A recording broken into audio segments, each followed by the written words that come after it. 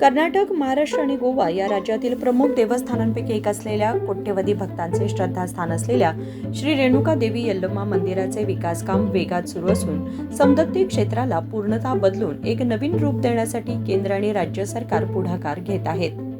दक्षिण भारतातील एक महत्त्वाचे धार्मिक क्षेत्र असलेल्या सौंदत्ती यल्लमा मंदिरात भक्तांच्या सोयीसाठी तिरुपती तिरुमला मंदिराच्या धर्तीवर 40 कोटी रुपये खर्च करून एक सुसज्ज क्यू कॉम्प्लेक्स उभारण्यासाठी सरकार सिद्ध झालं आहे. तिरुमला वगळता हे दक्षिण भारतातील सर्वात मोठे क्यू कॉम्प्लेक्स ठरेल. गेल्या 4 वर्षात कर्नाटकसह महाराष्ट्र, आंध्र प्रदेश, तमिळनाडू, गोवा आणि इतर राज्यातील 8 कोटी 20 लाखांहून अधिक भक्तांनी सौंदत्ती यल्लमा डोंगरावर देवीचे दर्शन घेतले आहे. वर्षानुवर्षे भक्तांची संख्या सरासरी 21% वाढत आहे. मात्र पुरेशा पायाभूत सुविधांचा अभाव असल्यानं भक्तांना अनेक अडचणींचा सामना करावा लागतो. यावर शाश्वत उपाय म्हणून केंद्र आणि राज्य सरकारच्या धार्मिक दत्तक विभाग, पर्यटन विभाग यांनी मिळून मंदिराचा समग्र विकास हाती घेतला आहे. सुरुवातीला 300 कोटी रुपयांच्या विविध विकास कामांची सुरुवात होणार आहे. 40 कोटी रुपयांच्या क्यू कॉम्प्लेक्ससाठी DPR अंतिम करण्यात आला असून 30 मे पूर्वी निविदा प्रक्रिया सुरू करण्याचे आदेश देण्यात आले आहेत.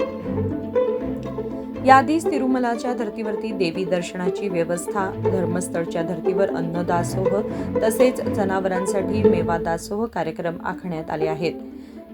या वर्षाखेरीस सर्व कामे पूर्ण करण्याचे उद्दिष्ट ठेवण्यात आले आहे. यासाठी सौंदत्ती यल्लमा मंदिर विकास मंडळ व पर्यटन विकास मंडळ कार्यरत आहे. सौंदत्ती यल्लमा क्षेत्राचे वैशिष्ट्य म्हणजे तिरुपतीप्रमाणे भक्तांसाठी विश्रांती व आसन व्यवस्था, आधुनिक तंत्रज्ञानयुक्त सुविधांनी युक्त कॉम्प्लेक्स, 2 मजली इमारतींचा समावेश, 15हून अधिक प्रशस्त इमारती, प्रत्येक इमारतीत 500 ते 600 भक्त एका वेळी विश्रांती घेऊ शकतात. सुमारे 7000 ते 8000 भक्त एका वेळी दर्शन घेऊ शकतील. प्रत्येक इमारतीत स्वच्छतागृह, पिण्याचं पाणी, गर्भवती महिला व लहान मुलांसाठी निगा केंद्र, DPR अंतिम लवकरच निविदा प्रक्रिया जाहीर होतील. फक्त 2 तासात दर्शन शक्य होणार आहे. पायाभूत सुविधा, गुटखा आणि दारू विक्रीवर बंदी घालण्यात आली आहे. गेल्या 6 महिन्यात सौंदत्ती यल्लमा क्षेत्रात अनेक बदल घडून आले आहेत. मंदिराच्या सौंदर्याला बाधा आणणारे अवैध गाळे हटवले असून साफसफाई व सुसज्जतेला प्राधान्य देण्यात येत आहे, जे भक्तांसाठी आनंददायक ठरत आहे. तिरुपती तिम्मप्पा आणि धर्मस्थळ मंदिराप्रमाणे सौंदत्ती यल्लमा मंदिर विकसित करण्यात येणार आहे. भक्तांसाठी अन्नदासोह आणि जनावरांसाठी मेवा दासोह कार्यक्रम राबवण्याचा विचार सुरू आहे. आदेश आदेश आदेश श्री गुरु गोरक्षनाथ को अलग आदेश. ನಾವು ಶ್ರೀ ಯೋಗಿ ಏಕನಾಥ್ ಜೋಗಿನಾಥ್ ಕಾಲಭೈರವ ಮಠದಿಂದ ಮಾತಾಡೋದು. ಇಲ್ಲಿ ಪ್ರಸ್ತುತ ಮಠಾಧೀಶರು ಶ್ರೀ ಮೆಹಂತ್ ಯೋಗಿ ಶಿವನಾಥ್ಜಿ ಅಂತ ಇಲ್ಲಿದ್ದಾರೆ, ನೋಡ್ಬೋದು. ಅವ್ರನ್ನ ಸ್ವಲ್ಪ ಕವರ್ ಮಾಡ್ಕೊಂಡು ಅವರ ಸೇವಕರಾಗಿ ನಾವಿಲ್ಲಿ ಕೆಲಸ ಮಾಡ್ತಾ ಇದ್ದೀವಿ. ಮತ್ತು ಈ ಮಠದ ಇತಿಹಾಸದ ಬಗ್ಗೆ ಏನಾದರೂ ಹೇಳಲಿಕ್ಕಿದೆಯಾ? ಏನು ವಿಶೇಷತೆ ಇದೆ? ಆಮೇಲೆ ಡೆವಲಪ್ಮೆಂಟ್ ಏನಾಗುತ್ತೆ? ಇದು ಆ್ಯಕ್ಚುಲಿ ಸತ್ಯಯುಗ, ದ್ವಾಪರಯುಗ, ತ್ರೇತಾಯುಗ ಮತ್ತು ಕಲಿಯುಗಗಳಲ್ಲಿಯೂ ತನ್ನ ಇರುವಿಕೆಯನ್ನು ತೋರಿಸಿಕೊಟ್ಟಂಥ ಒಂದು ಸಂಪ್ರದಾಯದ ಮಠ ಇದು. ನಾಥಪಂಥ ಅಂತಕ್ಕಂಥದ್ದು ಅತಿ ಪುರಾತನವಾದಂಥ ಪೃಥ್ವಿ ಮೇಲೆ ಮೊದಲು ಬಂದಂಥ ಒಂದು ಸಂಪ್ರದಾಯವಾಗಿದೆ. ಮತ್ತು ಈ ಕ್ಷೇತ್ರದಲ್ಲಿ ಯಲ್ಲಮ್ಮನ ಗುಡ್ಡದ ಕ್ಷೇತ್ರದಲ್ಲಿ ಏಕನಾಥ ಜೋಗಿನಾಥ ಅಂತಕ್ಕಂಥ ಸಿದ್ಧಯೋಗಿಗಳು ಇಲ್ಲಿ ಮೊದಲು ವಾಸವಾಗಿದ್ದರು. ತದನಂತರ ಋಷಿ ಜಮದಗ್ನಿಯ ಶಾಪಕ್ಕೆ ಒಳಗಾದಂಥ ರೇಣುಕಾದೇವಿಯು ಪರ್ಯಟನೆ ಮಾಡ್ತಾ ಈ ಪ್ರದೇಶಕ್ಕೆ ಬಂದಾಗ ಗುರುಗಳ ಆಶ್ರಯವನ್ನು ಪಡೆದು ಆ ಶಾಪ ವಿಮೋಚನೆ ಆಗ್ತದೆ ಈ ಜಾಗದೊಳಗೆ. ತದನಂತರ ದೇವಿಯ ಅವತಾರ ಮುಗಿದ ನಂತರ ಗುರುಗಳ ಆಶ್ರಯ ಪಡೆದು ಶ್ರೀ ಏಕನಾಥ್ ಜೋಗಿನಾಥ್ ಗುರುಗಳೇನಿದ್ದಾರೆ ಅವರು ಇಲ್ಲಿ ದೇವಿಗೆ ಒಂದು ಸ್ಥಾನವನ್ನು ಕೊಟ್ಟು ಮುಕ್ತಿಯನ್ನು ಕೊಟ್ಟರು ಅಂತಕ್ಕಂಥದ್ದು ಇತಿಹಾಸ ಹೇಳ್ತದೆ. ಮತ್ತು ಇಲ್ಲಿ ಡೆವಲಪ್ಮೆಂಟ್ ಬಗ್ಗೆ ಮಾತಾಡೋದಾದರೆ ತುಂಬ ಡೆವಲಪ್ಮೆಂಟ್ ಆಗಲಿಕ್ಕೆ ಇನ್ನೂ ಬಾಕಿ ಇದೆ. ಈಗ ಸರ್ಕಾರ ಏನು ನಿರ್ಧಾರ ತಗೊಂಡಿದೆ ಅದು ಒಂದು ಸ್ವಾಗತಾರ್ಹವಾಗಿದೆ. ಮತ್ತು ಇಲ್ಲಿ ಕ್ಷೇತ್ರದಲ್ಲಿ ಏನೇನಿದೆ ಮೂಲ ಸೌಕರ್ಯಗಳು ಮುಖ್ಯವಾಗಿ ಆಗಬೇಕಾಗಿದೆ. ಮತ್ತು ಈ ಮಠ ಮತ್ತು ದೇವಿ ದೇವಸ್ಥಾನಕ್ಕಿರ್ತಕ್ಕಂಥ ಸಂಬಂಧ ಅವಿನಾಭಾವವಾದದ್ದು ಅಂತಕ್ಕಂಥದ್ದು. ಏಕೆಂದರೆ ಈ ನಾಥಪಂಥದ ಗುರುಗಳಾದ ಏಕನಾಥ ಜೋಗಿನಾಥ ಗುರುಗಳು ಏನಿದ್ದಾರೆ ಇವರು ರೇಣುಕಾದೇವಿಯ ಗುರುಸ್ಥಾನದಲ್ಲಿದ್ದಾರೆ. ಹಾಗಾಗಿ ಪ್ರತಿ 6 ತಿಂಗಳಿಗೊಮ್ಮೆ ಈ ರೇಣುಕಾದೇವಿ ವಿಧವಾ ಆಗುವುದು ಮತ್ತು ಮುತ್ತೈದೆ ಆಗುವಂಥ ಒಂದು ಮಂಗಳಸೂತ್ರ ಧಾರಣಾ ಮಹೋತ್ಸವ ಏನಿದೆ ಆವಾಗ ಮತ್ತು ಇಳಿಸುವಾಗ ಕೂಡ ಇಲ್ಲಿರ್ತಕ್ಕಂಥ ಮಠಾಧೀಶರೇ ತ್ರಿಶೂಲವನ್ನು ತೆಗೆದುಕೊಂಡು ಹೋಗಿ ಆ ಕಾರ್ಯವನ್ನು ಮಾಡಿಕೊಡ್ತಕ್ಕಂಥದ್ದು ಸಾವಿರಾರು ವರ್ಷಗಳಿಂದ ಇದು ನಡೆದುಕೊಂಡು ಬಂದಂಥ ಪರಂಪರೆಯಾಗಿದೆ. ಹಾಗಾಗಿ ದೇವಸ್ಥಾನ ಬಿಟ್ಟು ಮಠವಿಲ್ಲ, ಮಠ ಬಿಟ್ಟು ದೇವಸ್ಥಾನ ಇಲ್ಲ ಅಂತಕ್ಕಂಥದ್ದನ್ನು ನಾವು ಸ್ಪಷ್ಟವಾಗಿ ಇಲ್ಲಿ ನೋಡ್ಬೋದು. ಯಾವುದೇ ಧಾರ್ಮಿಕ ಕಾರ್ಯಗಳಾಗಲಿ ಏನೇ ಆಗಲಿ ಇಲ್ಲಿ ಮಠದ ಒಂದು ಮಠಾಧೀಶರನ್ನು ಒಳಗೊಂಡಂತೆ ಎಲ್ಲ ಧಾರ್ಮಿಕ ಕಾರ್ಯಗಳು ನಡೀತಾ ಇದೆ. ತುಂಬ ಅಚ್ಚುಕಟ್ಟಾಗಿ ಇನ್ನು ಮೊದಲಿಂದಲೂ ಕೂಡ ನಡೆಸ್ಕೊಂಡು ಬರ್ತಾ ಇದ್ದಾರೆ. ಮತ್ತು ಇಲ್ಲಿ ಅತಿ ಮುಖ್ಯವಾಗಿ ನಾವು ಮಾತಾಡೋದಾದರೆ ಮೂಲ ಸೌಕರ್ಯಗಳ ತುಂಬ ಕೊರತೆ ಇದೆ. ಬಂದಂಥ ಭಕ್ತಾದಿಗಳಿಗೆ ಉಳಿಲಿಕ್ಕೆ ವ್ಯವಸ್ಥೆ ಆಗಬೇಕು, ಅನ್ನದಾಸೋಹ ಛತ್ರಗಳಾಗಬೇಕು ಮತ್ತು ಈ ಮಠದ ಡೆವಲಪ್ಮೆಂಟ್ ಮುಖ್ಯವಾಗಿ ಆಗಬೇಕು. ಯಾಕೆಂದರೆ ಈ ಪ್ರಾಜೆಕ್ಟಲ್ಲಿ ನಾವು ಈಗಾಗಲೇ ಆನ್ಲೈನಲ್ಲಿ ನೋಡಿದ್ದೇವೆ, ಅದು ನೀಲನಕಾಶೆ ಬಿಟ್ಟಿದ್ದಾರೆ. ಈ ಮಠವನ್ನು ಒಂದು ಪಾರ್ಕ್ ರೀತಿ ಅದರಲ್ಲಿ ತೋರಿಸಿರೋದು ಸ್ವಲ್ಪ ನಮಗೆ ಸಂಶಯಾಸ್ಪದವಾಗಿದೆ.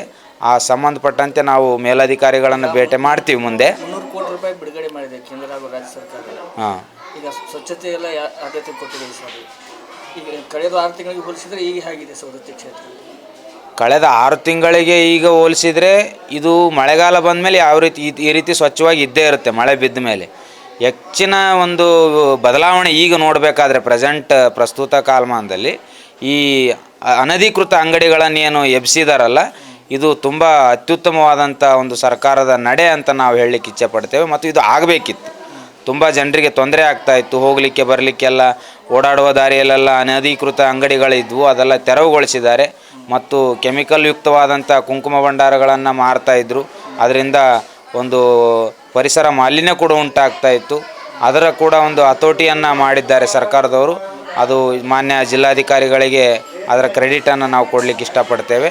ಮತ್ತು ಮುಂದೆ ಬರುವ ದಿನಮಾನಗಳಲ್ಲಿ ಈ ಪ್ರಾಜೆಕ್ಟಲ್ಲಿ ನಮ್ಮ ಮಠವನ್ನು ಅವರು ತೆಗೆದುಕೊಳ್ಬೇಕು ಅಂತಕ್ಕಂಥದ್ದು ನಮ್ಮ ವಿನಂತಿ. ಯಾಕಂದರೆ ಈ ಮಠ ಅಂತಕ್ಕಂಥದ್ದು ದೇವಸ್ಥಾನಕ್ಕೆ ಒಂದು ಹೃದಯ ಭಾಗ ಇದ್ದಂಗೆ.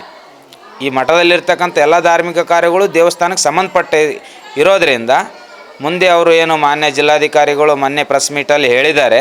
ಬಟ್ ಈ ಮಠದ ಬಗ್ಗೆ ಯಾವುದೇ ರೀತಿಯ ಚರ್ಚೆಗಳಾಗದೇ ಇರೋದು ತುಂಬ ಅನುಮಾನಾಸ್ಪದವಾಗಿದೆ ನಮಗೂ ಕೂಡ. ಇನ್ನೇನು ಕೆಲವು ದಿನಗಳಲ್ಲಿ ನಾವು ಮಾನ್ಯ ಜಿಲ್ಲಾಧಿಕಾರಿಗಳನ್ನು ಗುರುಗಳ ಜೊತೆ ಭೇಟಿಯಾಗಿ ಈ ಮಠದ ವಿಚಾರವಾಗಿ ಮತ್ತು ಈ ಪ್ರಾಜೆಕ್ಟಲ್ಲಿ ನಮ್ಮ ಮಠ ಬರ್ತದೋ ಇಲ್ಲೋ ಅಂತಕ್ಕಂಥದ್ದನ್ನು ವಿಷಯವನ್ನು ನಾವು ಸ್ಪಷ್ಟೀಕರಣ ಅವ್ರ ಹತ್ರ ಕೇಳಬೇಕಂತ ನಮ್ಮ ಒಂದು ಗುರುಗಳ ಇಚ್ಛೆ ಇದೆ. ಕೇಳಿ. ಮತ್ತು ಭಕ್ತರು ಎಲ್ಲೆಲ್ಲಿಂದ ಬರ್ತಾರೆ ಸರ್? ಇಲ್ಲಿ ನೋಡ್ರಿ, ಕರ್ನಾಟಕದಿಂದ ಅಲ್ಲದೆ ಆಂಧ್ರ, ತೆಲಂಗಾಣ, ತಮಿಳುನಾಡು ಮತ್ತು ಈ ಮಹಾರಾಷ್ಟ್ರದಿಂದ ಬರ್ತಾರೆ.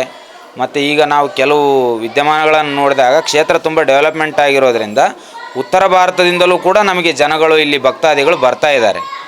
ಯಾಕಂದರೆ ನಾವು ಉತ್ತರ ಭಾರತದಲ್ಲಿ ನಾಥ ಸಂಪ್ರದಾಯ ಜಾಸ್ತಿ ಪ್ರಚಲಿತದಲ್ಲಿ ಇರೋದರಿಂದ ಇಲ್ಲಿ ನಾಥ ಸಂಪ್ರದಾಯದ ಕುರುಹುಗಳನ್ನು ನೋಡಿ ನಮ್ಮಲ್ಲಿ ಅವರು ಮಾತಾಡಿಸ್ತಾರೆ. ಹಾಗಾಗಿ ಅಸ್ಸಾಂ, ಬಿಹಾರ, ಒಡಿಸ್ಸಾ ಮತ್ತು UP, ದಿಲ್ಲಿ ಕಡೆಯಿಂದನೂ ಕೂಡ ಭಕ್ತರು ಇಲ್ಲಿಗೆ ಧಾವಿಸಿ ಬರ್ತಾ ಇದ್ದಾರೆ. ದೇವಿದು ಒಂದು ಅಷ್ಟು ಪವಾಡವಾಗಿದೆ ಇಲ್ಲಿ.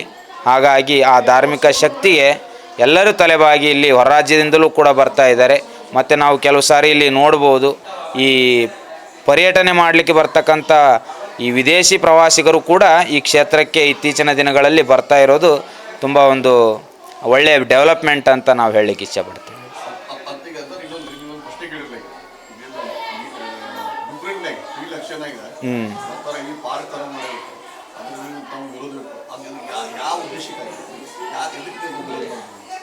ಈಗ ನೋಡಿ, ನಾವು ಯಾಕೆ ವಿರೋಧ ಅಂತ ಏನಿಲ್ಲ, ಪ್ರಾಜೆಕ್ಟ್ ಅದೇನು ನಮ್ಮ ಒಪಿನಿಯನ್ ಹೇಳ್ತಾ ಇದ್ವಿ, ವಿರೋಧ ಯಾರ್ದೂ ಇಲ್ಲ. ಒಳ್ಳೆ ಕೆಲಸ ಆಗ್ತಾಯಿದೆ, ಅದಕ್ಕೆ ನಾವು ಸಪೋರ್ಟ್ ಮಾಡೇ ಮಾಡ್ತೀವಿ.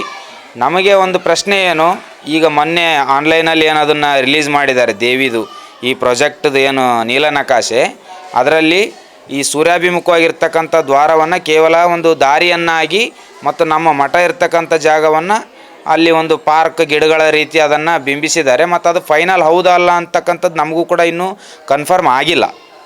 ಹಾಗಾಗಿ ಮುಂದೆ ನಾವು ಜಿಲ್ಲಾಧಿಕಾರಿಗಳನ್ನು ಭೇಟಿ ಮಾಡಿ ಅದರ ಬಗ್ಗೆ ನಾವು ಕ್ಲಾರಿಫಿಕೇಷನನ್ನು ತೊಗೊಳ್ತೇವೆ ಮುಂದೆ. मी आता 2 वर्षातनं एकदा आलो आहे.